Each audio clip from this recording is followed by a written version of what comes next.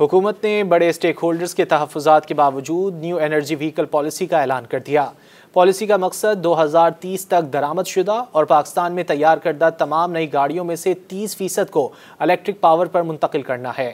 वफाकी वज़ीर सनअत व पैदावार राना तनवीर हुसैन ने इस्लामाबाद में न्यूज़ कॉन्फ्रेंस के दौरान हुकूमत की न्यू एनर्जी व्हीकल पॉलिसी का ऐलान करते हुए दावा किया कि पॉलिसी साजी के अमल में तमाम स्टेक होल्डर्स से मुशावरत कर ली गई है। वफाकी वज़ीर ने बताया कि नई पॉलिसी में इलेक्ट्रिक गाड़ियाँ और हाइड्रोजन जैसे उभरते हुए तवानाई के ज़राए शामिल हैं।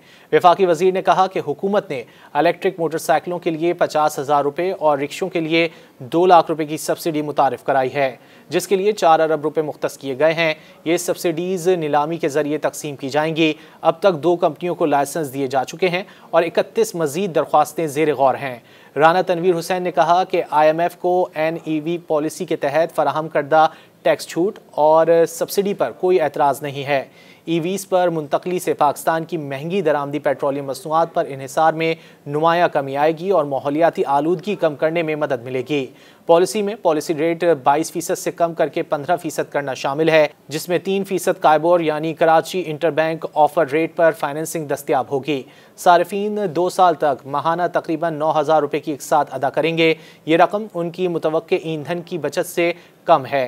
पॉलिसी के तहत 120 होनहार तलबा को मुफ्त इलेक्ट्रिक बाइक या स्कूटर दी जाएगी, जबकि मैन्युफैक्चरिंग की हौसला अफजाई के लिए EV अज्जा पर ड्यूटी कम की जाएगी। वफाकी वज़ीर ने बताया कि चीन के बड़े आलमी EV मैन्युफैक्चरर BYD ग्रुप ने पाकिस्तान में मैन्युफैक्चरिंग लाइसेंस हासिल कर लिया है। दीवान मोटर्स भी मुकम्मल नॉकडाउन लाइसेंस के तहत अपनी EVs लॉन्च करने के लिए तैयार है।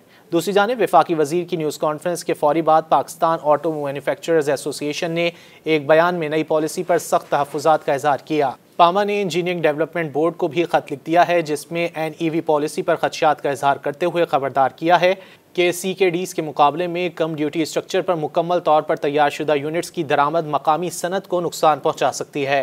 पामा ने यह भी सिफारिश की है कि हाइब्रिड इलेक्ट्रिक व्हीकल्स और प्लग इन हाइब्रिड व्हीकल्स के लिए मौजूदा पॉलिसी 2030 तक जारी रखी जाए। अगर PHEVs को मजीद मराहत दी जाती हैं तो वही मराहत HEVs को भी दी जाएँ।